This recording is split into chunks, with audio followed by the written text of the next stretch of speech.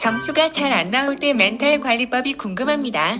네, 안녕하세요. 저는 문법을 담당하는 정혜인입니다. 오늘 학생들이 궁금하신 사항들이 많은 것 같아서 몇 가지 좀 추려서 Q&A 시간으로 한번 갖도록 할게요. 궁금한 게 뭐가 있는지 한번 봅시다.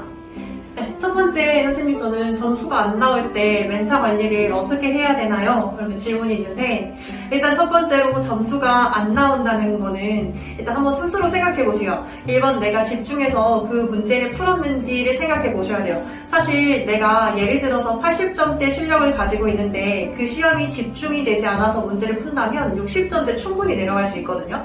그래서 그 점수가 떨어진다는 거는, 점수가 좀 안 나온다는 거는 내가 그게 진짜 집중해서 풀었는지에 대한 고민이 좀 필요합니다.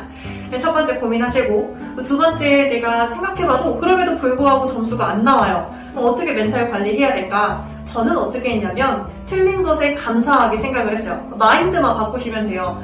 내가 틀린 거는 사실 이 부분이 아직까지 채워지지 않았다라는 것에 대한 지표거든요.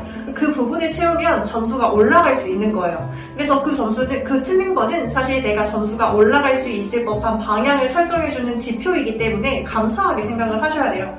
시험 직전에 틀린 게 어디예요? 시험 직전에 틀린 것에 대해서 이 부분을 잘 채워서 다음번에 시험장에서는 맞춰야겠다라고 생각을 하시면서 틀린 것에 감사하면서 문제를 조금 겸허한 마인드가 좀 필요할 것 같아요.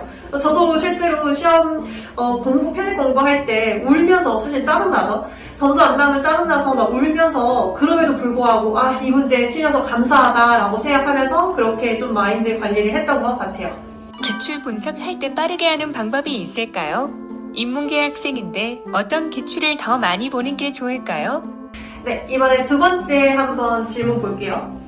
두 가지 질문이 있는데, 첫 번째 제가 2번부터 한번 설명을 한번 드릴게요. 2번에서 선생님, 저는 인문계 학생인데 인문과 자연의 시험이 나눠진 시험은 인문계 기출만 계속 푸는 게 좋을까요? 아니면 70년도 자연계 기출까지 푸는 게 좋을까요? 라고 질문이 있는데, 저는 70년도 자연까지 푸는 게 맞다고, 더 좋다고 생각이 듭니다.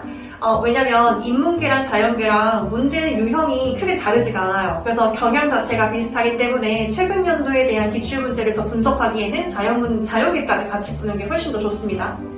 그 다음에 첫 번째 질문이, 그 다음에 지금 저는 기출 문제를 분석하는데 시간이 오래 걸려요. 효율적으로 분석하는 방법이 있을까요? 이렇게 물어봤는데, 저는 일단 분석하는 시간은 1시간 30분 기준으로가 가장 적정하다고 생각이 들어요. 사실 분석을 하는데 많은 시간을 투자하면 집중력만 흐려지거든요. 그래서 1시간 30분 안에서 타이트하게 분석을 하실 텐데, 첫 번째는 지향하실 게, 단어 정리하는 시간에 1시간 30분은 지향하셔야 돼요. 단어 정리하는 시간이 아니라 기출 분석은 내가 답에 대한 근거를 찾을 수 있는지 없는지 근거 분석하시는 게 더 정확하지, 그 단어를 정리하시는 데는 시간 투자를 하시면 사실 나중에 그 단어가 안 나올 수도 있기 때문에 크게 도움이 되진 않거든요. 그래서 답의 근거를 분석하시는데 시간을 1시간 30분을 투자하겠다라고 생각을 하시고, 그럼 조금 파트별로 나눠볼게요. 첫 번째, 어휘는 당연히 어휘밖에 없으니까 어휘 정리하셔야겠죠. 그 다음에 두 번째, 독해와 논리가 있을 텐데, 독해 논리에서 특히 독해 지문의 단어 정리하는데 시간 많이 투자하지 마세요. 저 개인적인 생각입니다.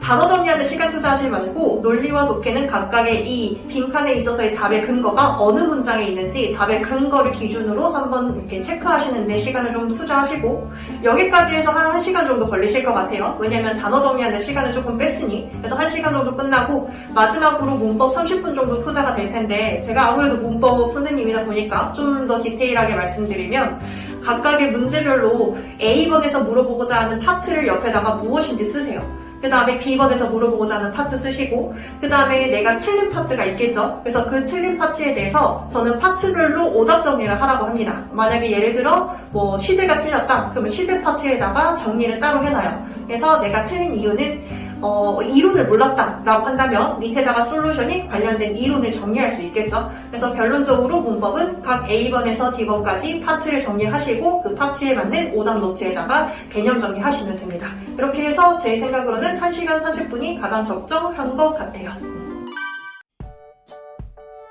네, 마지막으로 응원의 한 말씀 드리면은, 점수에 연연하지 마세요. 지금 기출문제 풀고 모의고사 보면서 내가 점수가 안 나와서 멘탈이 많이 흔들릴 텐데 그 점수에 절대 연연하지 마시고 그 점수가 나의 시험장에서의 점수가 절대 아니고 나는 계속 틀린 거 정리하시고 정리하는 거에 토대로 시험장에 가시면 시험장에서는 다른 나를 발견하거든요. 사실상 시험장 가시면 조금 더 집중 있게 문제 푸시면서 갑자기 고득점이 나오는 학교가 분명 존재해요.